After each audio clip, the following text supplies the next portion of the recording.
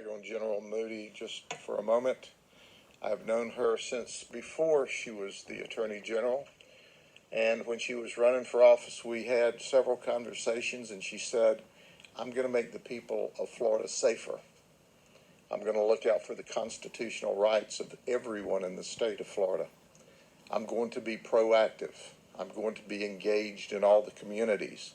She's done exactly what she said she would do.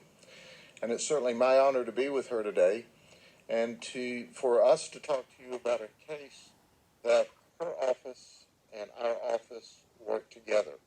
As you know, I have an organized retail crime team, and that's what they do. They focus on organized criminals. These aren't petty shoplifters.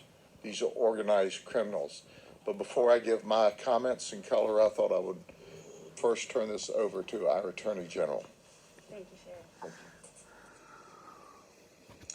Well, good morning, and thank you so much for being with us today as we discuss what I believe is one of the biggest cases in organized retail theft that we've handled.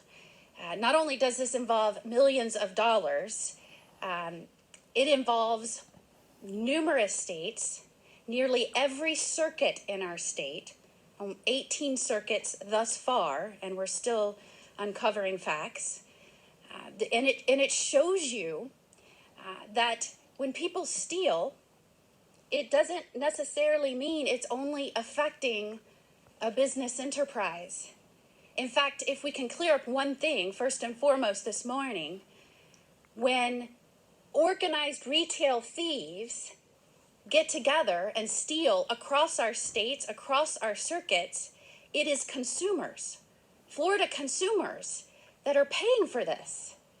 And so I want to dispel any notion that it's not Floridians that are harmed because of this behavior. And I commend Sheriff Judd for being so proactive, putting together a team that would work not just within his own county, but would look outside and how people are coming not just into his county from other counties, but into our state from other states. In fact, the 4 folks charged in the information are from Georgia.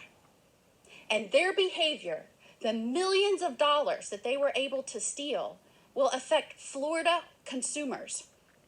And we are fed up with people, whether they're using technology or whether they're going into our stores, preying on Floridians from other states, other countries. We won't tolerate it here in Florida. So not only do I commend your amazing sheriff, Sheriff Judd, but the detectives that worked so diligently in shaping this case and putting it together. Detectives Goodlet, Thomas, and Collins, who worked so hard on this task force. You know, we just celebrated Black Friday. And for those of you that don't know, that's where traditionally you retailers cross over from red into black. And the reason it takes them so long in a year to reach profitability is because of schemes like this. We know nationwide 30 billion is stolen from businesses in our country, up to 60 billion if you include cyber theft and employee theft and other types of elements of this retail theft. $60 billion. That means you and I, the sheriff, the detectives, people of these communities are paying for it. And so thankfully for the good work of these detectives that looked not only just at the one incident, but started uncovering how this was a scheme, how they were accomplishing this. These folks now, instead of continuing to do this through the holidays, continuing to cause increased prices for Floridians, taking their Floridians' hard-earned money, those folks now will trade their homes for a jail cell, their beds for a bed in a county jail. So thank you. You know, in my office, we have been so focused on this type of organized retail theft. We have gone after, and now, since taking office, we have 180 defendants of an organized retail theft, 61 targets, and we're not done. Sheriff Judd and I are excited about continuing our work together, and we won't stop until more of these folks that are coming into our state, causing Floridians to pay more out of their hard-earned money, go to jail. So we appreciate you being here today, giving a voice to what these detectives have done to better protect our communities. Thank you again, detectives and Sheriff Judd.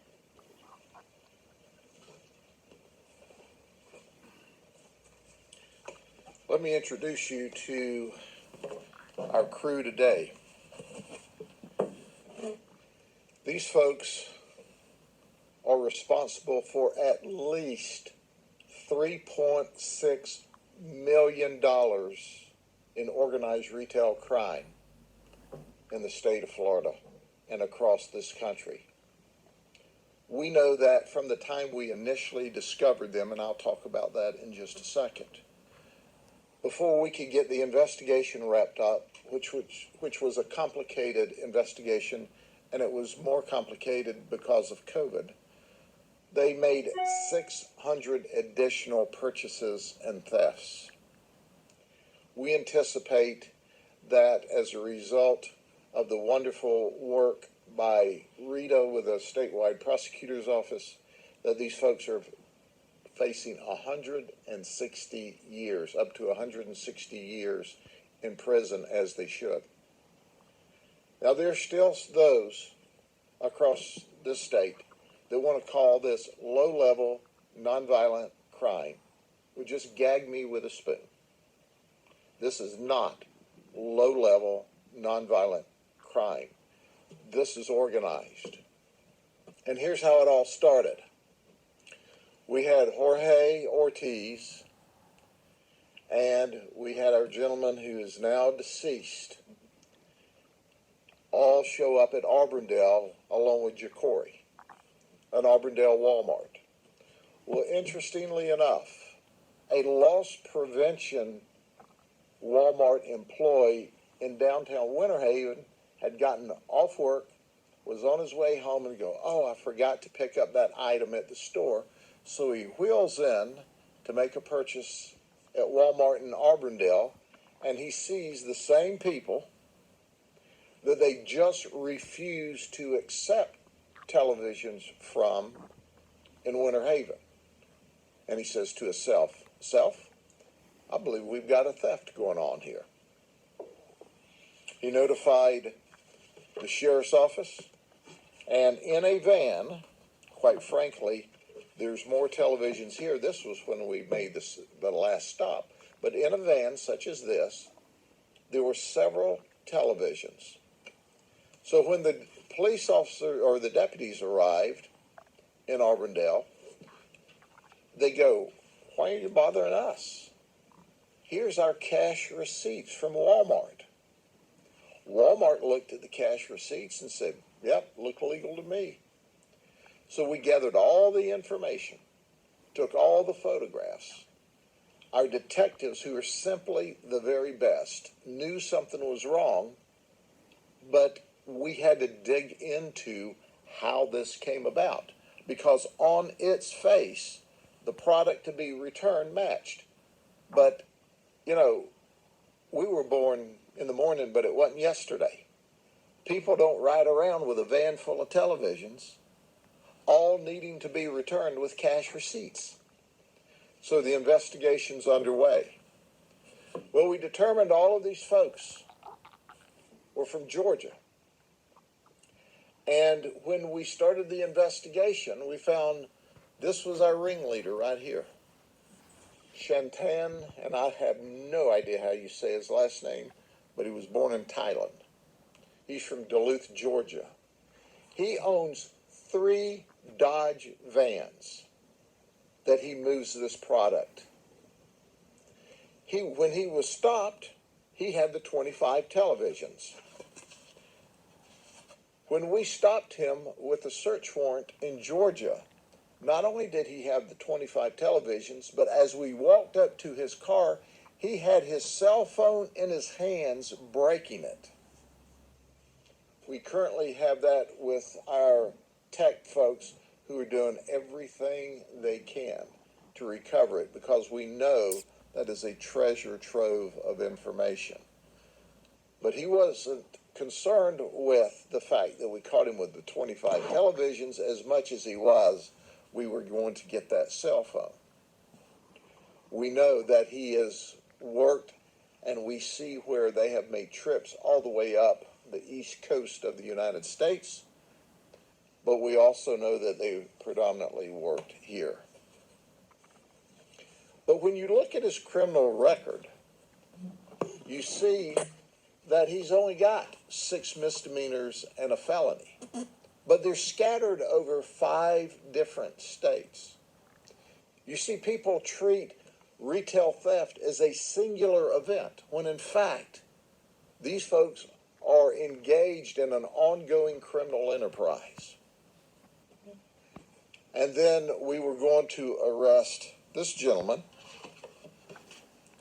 Eric Grigsby. And the reason we didn't arrest Eric is because he's dead. We thought it'd be a waste of time, just between you and me. But we did investigate to make sure that his buddies didn't knock him off, thinking he may be the weak link. We did find he died of natural causes. He had some health issues. So, no, he was not knocked off by his buddies. But he is dead, and now Jesus has got to deal with him on all his thefts. Then there's Jorge, which we talked about. He's from Lilburn, Georgia. He only has 3 misdemeanors and 1 felony. Have we clearly pointed out, as you'll see between our last 2 that are still at large, none of these folks have outstanding criminal histories. Most of the people I talk about here have a long pedigree. When I stand behind this podium, I'm talking about 20 and 30 and 15 and 50. These don't. If we dealt with this through individual prosecutors' offices as an individual event, it could easily be a probation grand theft. And that's what they hope for. That's what they bank on. But in reality, they have a system in place where a very elaborate system, and we're not going to give you the details here because, quite frankly, we don't want to train other people as to how to do what they were doing. But I can tell you it was brilliant. I can tell you that when we discovered it, Walmart and Walmart security is awesome, and Walmart security worked with us, and they were very patient. They understood that it took time for us to put this case together, and they absorbed more loss in order for us to put a case together that was worthy of the statewide prosecutor and General Moody's working with us. So now we have Ja'Cory Holland and Michelle Walker. They're friends, but they're not boyfriend, girlfriend, or husband and wife. We know they're both in the Columbus, Georgia area, and they're at large. When we stopped Ja'Cory originally, he said that, well, we work for a company installing TVs for celebrities. That's why we have a van full of them. You know, and that show Bar Rescue, we've worked on that. But they're at large. They're hiding. We know that they move between Georgia and Alabama. As you know, Columbus is on the state line. Jorge's only got 7 felonies and 2 misdemeanors. We know in the last 7 months, this group has operated in 14 different states. We know that their theft is incredible. So when you look at this, I want to point this out. You see the big chart over here.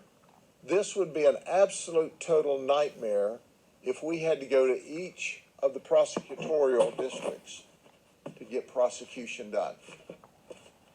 This is the beauty of working with the Attorney General's office. But I must point out, in decades past, there wasn't the proactive attitude at the statewide level because they had their own issues. But our Attorney General, Moody, and our past Attorney General, both have worked with us remarkably well. it's necessary, it's mandatory in order for these to be discovered. They hide under there you go. They hide under the cloak that thank you, ma'am. They hide under the cloak that if they get caught, they're going to get caught for one theft. One theft. And the reality is, look at the counties in the state of Florida and look at the states across the nation. If you have any questions, the General and I will be glad to entertain them. But General Moody, on behalf of all the people of the state of Florida, thank you.